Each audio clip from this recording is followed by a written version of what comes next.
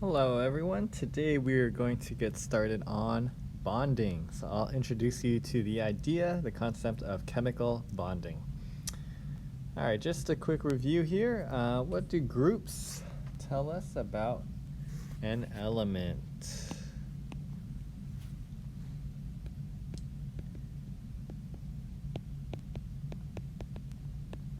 Valence electrons is correct. What do periods or rows tell us about an element?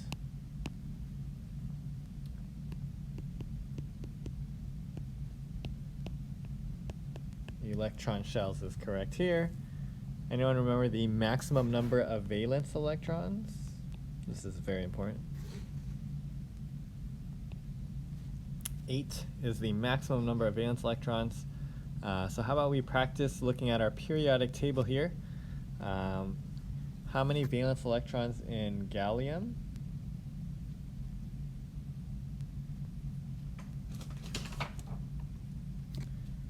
Three is correct. How many electron shells does gallium have?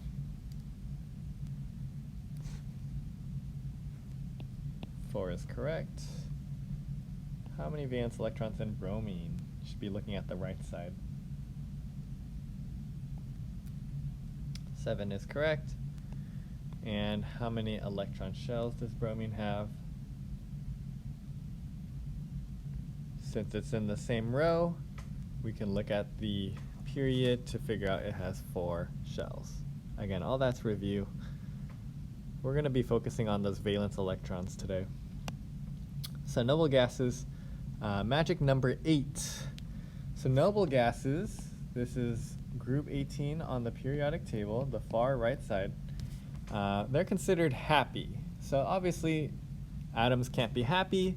So when we say the word happy, we really mean that they are stable. They've got what we call a full octet. So here, what makes them happy is that they have a full valence shell. Okay, that means their outermost electron shell is completely full. For the most case, that's going to be the magic number 8 here. So 8 is the number we're aiming for. Okay, so our outermost shell can hold up to 8. Remember, the first shell can hold 2. So we're going to learn the octet rule, which states that atoms want to gain, lose, share electrons to have full or empty valence shells. In other words, atoms want about 8 valence electrons. So if we account for carbon, we see 1, 2, 3, 4 valence electrons. Nitrogen has 5 valence electrons.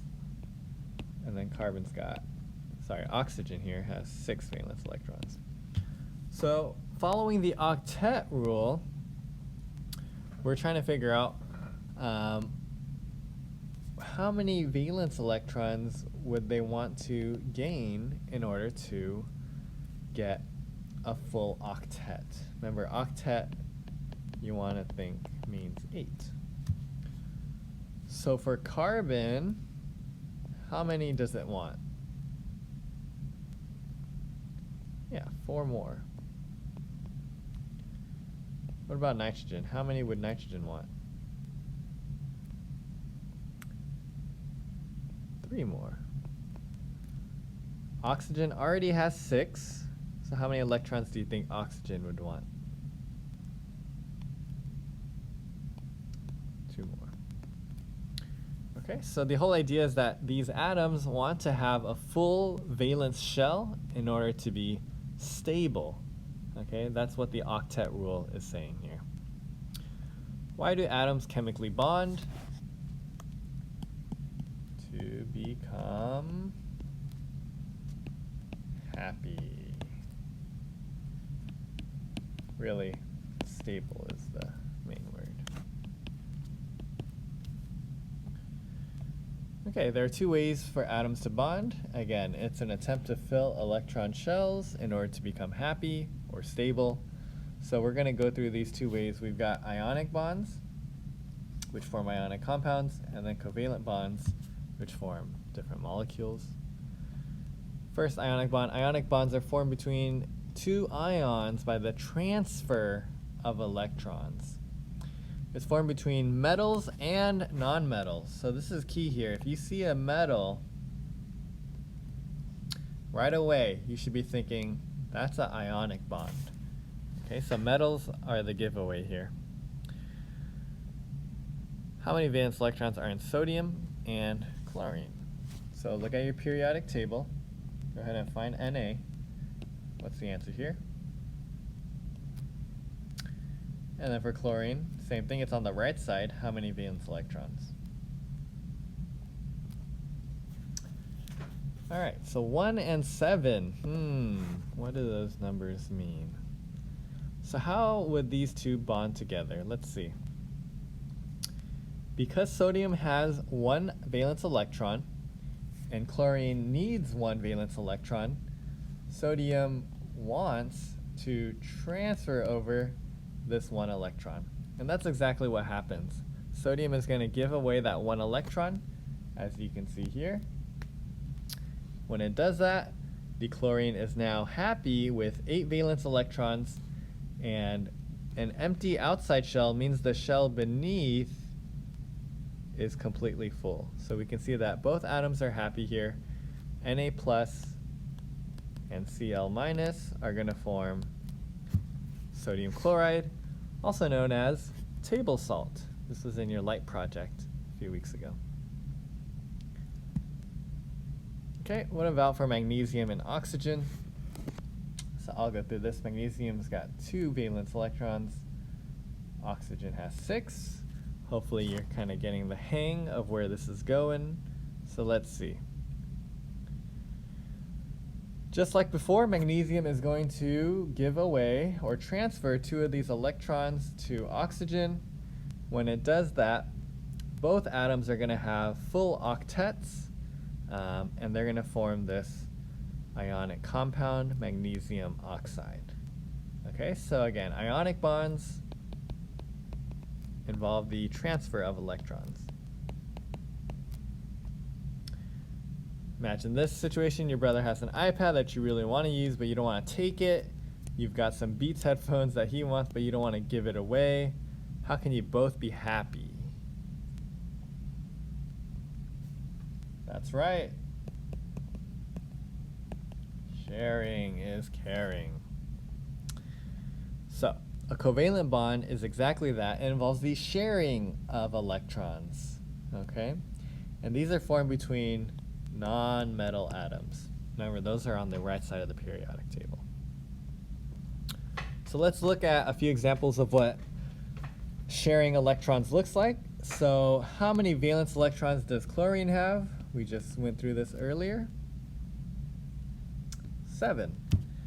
What does it need to be happy or stable? Well, it wants 1 more electron, right? 8 is that magic number.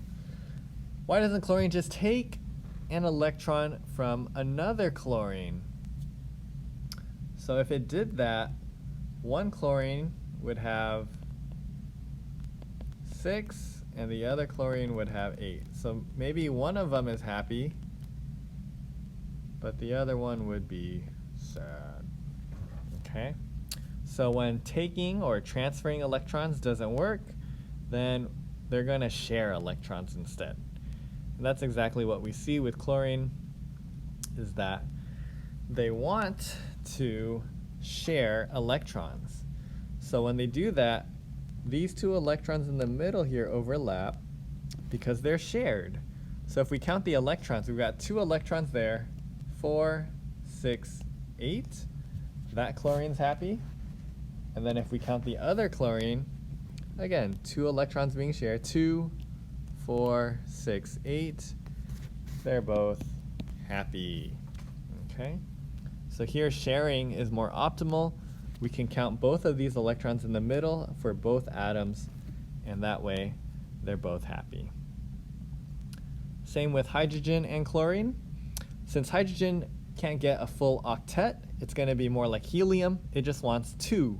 Remember, that first energy level can only hold 2 electrons, and so having 2 electrons would make hydrogen really happy.